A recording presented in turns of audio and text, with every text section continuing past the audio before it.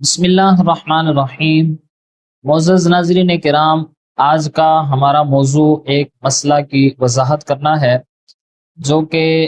امام اہل سنت مجدد دین و ملت الشاہ امام احمد رضا خان فاضل بریلی علیہ الرحمہ سے فتاوی رضویہ شریف کی جلد نمبر 28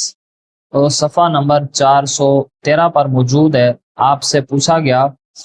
کہ حضور سید عالم نور مجسم شفیع معظم صلی اللہ تعالی علیہ وسلم کے معراج کے متعلق ایک سوال کیا گیا کہ شب معراج میں حضور علیہ الصلوۃ والسلام کو حضرت پیران پیر رحمت اللہ علیہ نے عرش معلی پر اپنے اوپر سوار کر کے پہنچایا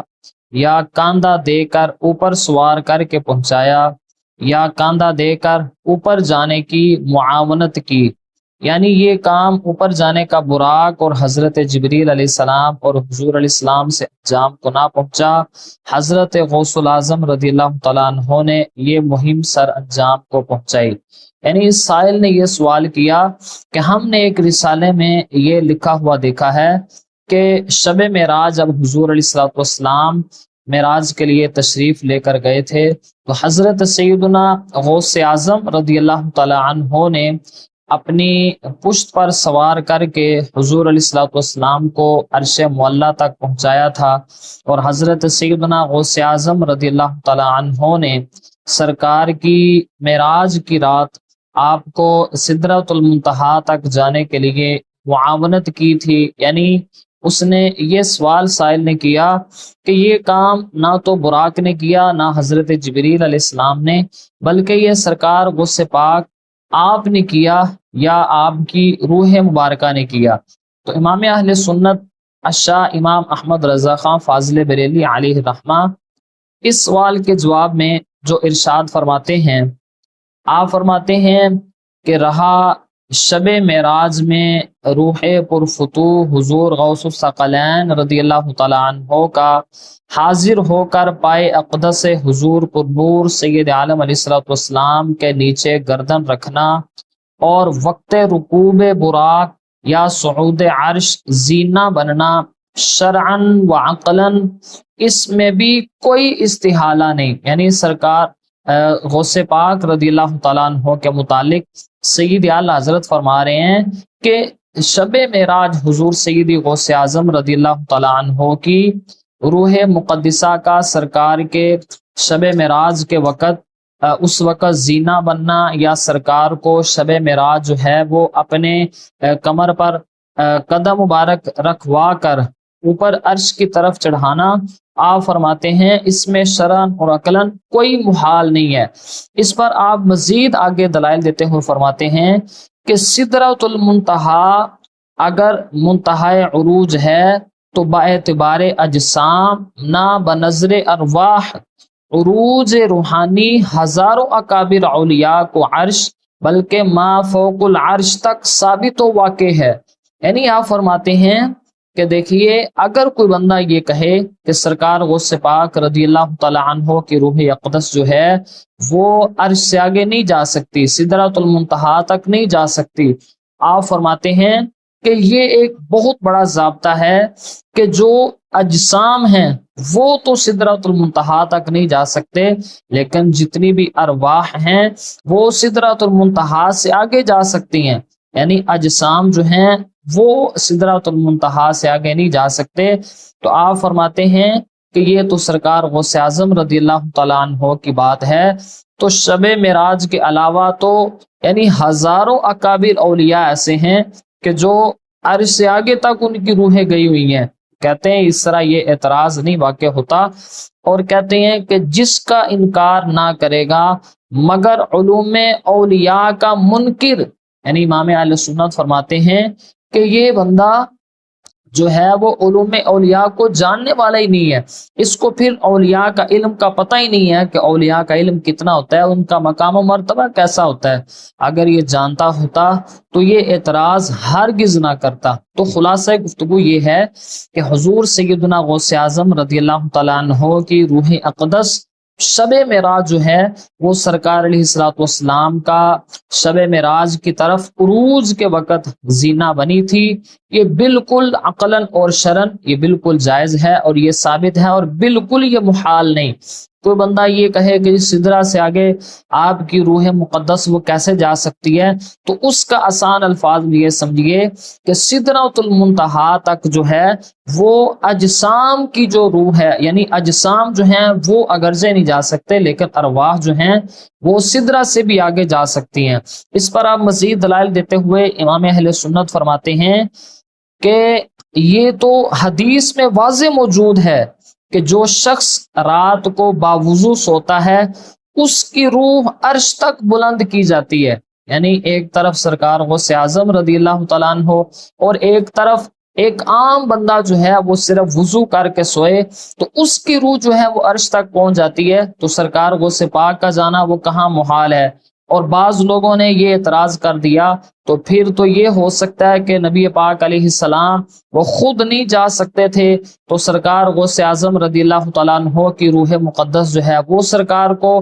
سدرۃ المنتہا تک لے گئی۔ تو سیدی اعلیٰ حضرت فرماتے ہیں کہ اس قصہ میں معاذ اللہ نہ تو بوئے تفضیل یا ہمسری حضور سیدنا غوث اعظم رضی اللہ تعالیٰ عنہ کے لیے نکلتی ہے،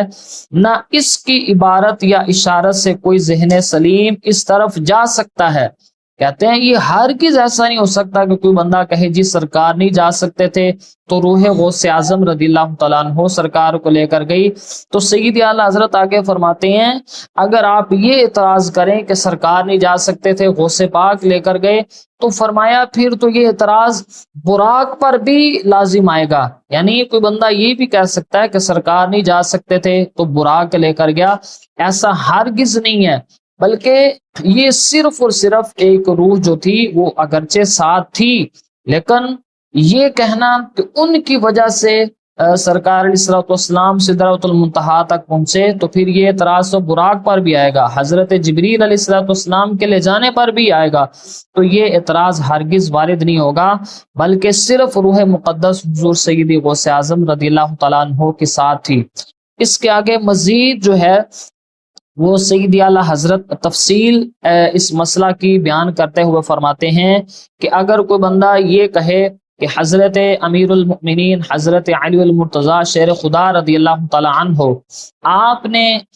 جب حضور علیہ السلام نے آپ کو فرمایا تھا کہ آپ جو ہیں وہ بتوں کو توڑیں، تو کوئی بندہ یہ بھی کہہ سکتا ہے کہ سرکار بت توڑنے پر قادر نہیں تھے تو مولا علی قادر تھے اس لیے ان سے تڑوائے، تو یہ ہرگز ایسا نہیں ہے، بلکہ وہ ساتھ ایک وسیلہ بنے تو سرکار بھی اس پر قادر تھے۔ اس طرح تو ہزاروں مسائل ایسے نکل آئیں گے کہ جن سے یہ ثابت ہوگا کہ بھائی سرکار اس کام کو نہیں کر سکتے تھے، دوسرے بندے نے کیا۔ اور اسی طرح امام اہل سنت سید اعلیٰ حضرت فتاوی رضویہ شریف کی جلد نمبر 28 میں اس کا مزید تفصیل کے ساتھ جواب دیتے ہوئے ارشاد فرماتے ہیں کہ حضور سید عالم علیہ السلام نے ارشاد فرمایا کہ مسلم شریف کے اندر یہ روایت موجود ہے کہ سرکار فرماتے ہیں کہ میں جب جنت میں داخل ہوا تو ایک وہاں پر میں نے آواز سنی،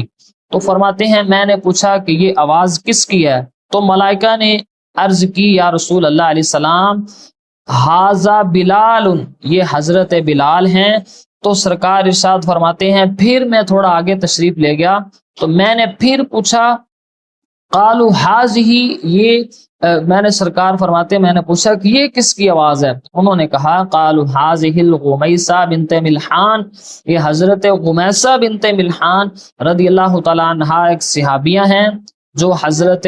سیدنا انس بن مالک رضی اللہ تعالیٰ عنہ کی والدہ ہیں۔ تو یعنی سرکار امام اہل سنت فرماتے ہیں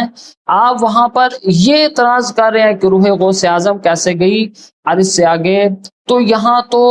خود حضرت سیدنا بلال حبشی رضی اللہ تعالیٰ عنہ کا جنت میں ہونا ثابت ہو رہا ہے، حضرت غمیسہ بنت ملحان کا جنت میں آنا ثابت ہو رہا ہے، اور اسی طرح دوسری حدیث پاک جو ہے وہ امام احمد نے بھی اس کو نقل کیا ہے، ابو یعلا نے بھی اس کو نقل کیا ہے، اور طبرانی کبیر میں بھی یہ موجود ہے کہ سرکار ارشاد فرماتے ہیں میں شب معراج جنت میں تشریف لے گیا تو اس کے گوشے میں ایک آواز سنی، تو میں نے پوچھا یا جبریل یہ کون ہے؟ تو عرض کی گئی کہ یہ بلال مؤذن ہے۔ تو اس حدیث سے بھی یہ ثابت ہوتا ہے کہ حضرت سیدنا بلال حبشی رضی اللہ تعالیٰ عنہ بنفس نفیس خود موجود تھے، اور اسی طرح اس پر سیدی اعلیٰ حضرت نے اور دلائل دیتے ہوئے آپ نے فرمایا کہ اسی طرح ایک روایت جو ہے وہ حضرت امام نسائی نے اس کو نقل کیا ہے، امام حاکم نے اس کو نقل کیا ہے،